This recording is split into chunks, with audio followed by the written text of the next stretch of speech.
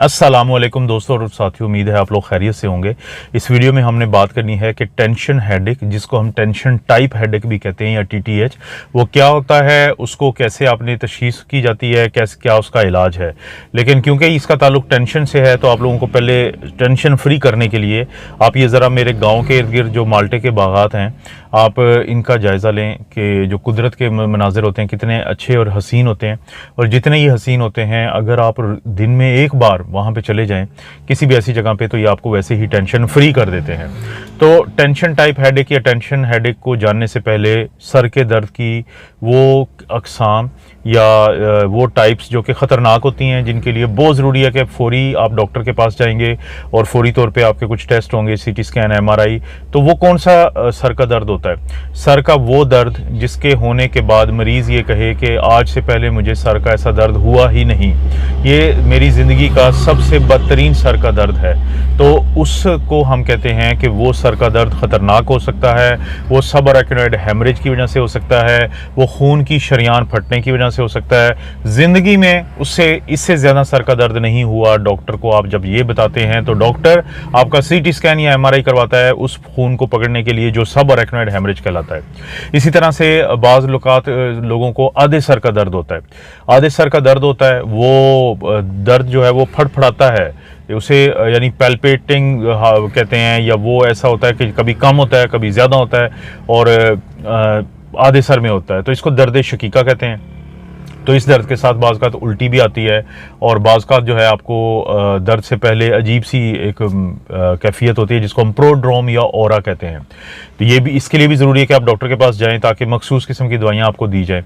फिर सर के दर्द की कोई भी ऐसी किस्म जिसके बाद खुदा न खास्ता कमज़ोरी हो, जिसके बाद आपको चक्कर आए बहुत ज़्यादा, जिसके बाद आपको बेहोशी की हालत हो और जिसके बाद किसी एक बाजू या टांग का जो हरकत होती है या मूवमेंट होती है वो कमज़ोर हो जाए, तो वो भी ख़तरनाक सर का दर्द है। और उसके लिए भी ज़रूरी है कि आप डॉक्टर के पास जाएं ताकि आपका सीटी स्कैन हो, आपका एमआरआई हो, देखने के लिए कि अंदर कोई मसला तो नहीं है। लेकिन अगर ऐसा नहीं है और आपके सर में, पूरे सर में दर्द है, आहिस्ता आहिस्ता हुआ था फिर आहिस्ता आहिस्ता बढ़ता गया है और उसके साथ कोई ये चीज़ नहीं है कि वो आपको कोई उल्टियाँ हैं उसके साथ बहुत ज़्यादा, या आपके होश कम है उसके साथ, या फिर ये कि यस हाँ रेस्ट करने से वो आपको ठीक हो जाएगा, लेकिन ज़रूरी नहीं है कि आप जब काम करेंगे तो आपको ये सर का दर्द ज़्यादा हो। तो सर के दर्द की ये किस्म जो है इसको हम टेंशन हेडेक कहते हैं या टेंशन टाइप हेडेक कहते हैं। ये पूरे सर में होती है, यानी आधे सर में नहीं होती जैसे मिग्रेन या दर्द शकीका होता है। इसी तरह से आपकी बेनाई कमज़ोर नहीं होती, जैसे बाज़ का सर का वो दर्द जो दिमाग में किसी मसले की वजह से होता है तो वो बेनाई को मुतासर करता है।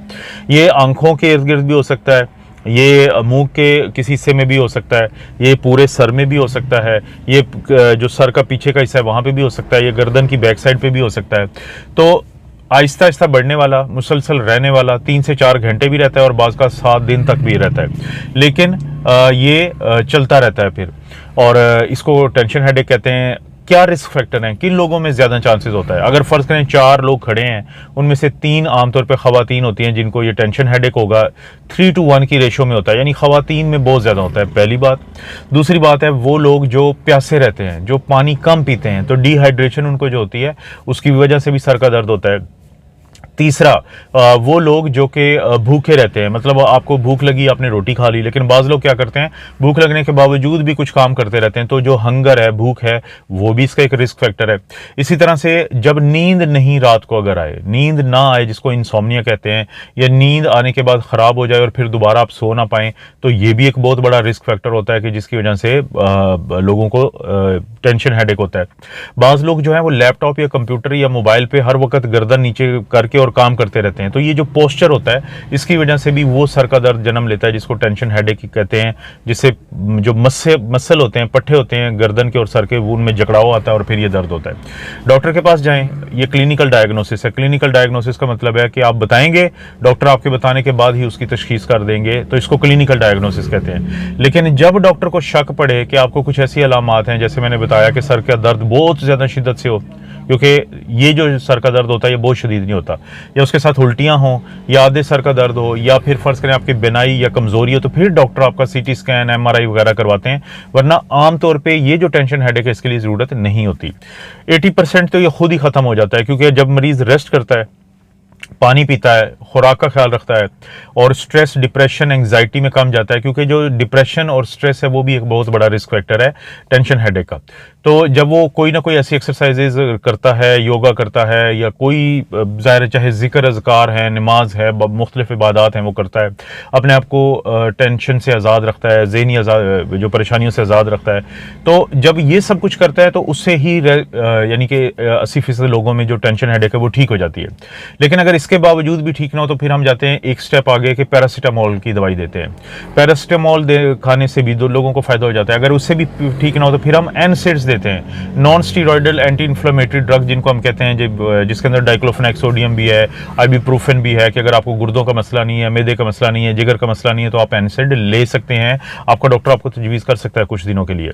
अगर इसके बावजूद ना जाए और काफ़ी अरसे से चल रहा हो, जिसको हम क्रॉनिक टेंशन हेडेक कहते हैं, तो फिर दिए जाते हैं ज़हनी जो टेंशन होती है उसकी दवाई दी जाती है, एंटी डिप्रेसेंट दी जाती हैं, एमाइट्रिप्टाइलिन एक बहुत बड़ी मशहूर दवाई है वो दी जाती है, तो उससे फिर ये बेहतर हो जाता है। तो टेंशन हेडेक के बारे में जानने से ज़्यादा ज़रूरी है कि टेंशन हेडेक के अलावा जो हेडेक हैं उनको पहले रूल आउट करना, उनको उनकी वजह को दूर करना वो ज़रूरी है। और अगर टेंशन हेडेक है तो प्लीज़ अपना ख्याल रखें, क्योंकि आहिस्ता आहिस्ता आप इसकी वजह से आपकी पर्सनालिटी तबाह हो जाती है, आप तंग रहते हैं, खुद से भी, दुनिया से भी, घर वालों से भी लड़ते रहते हैं।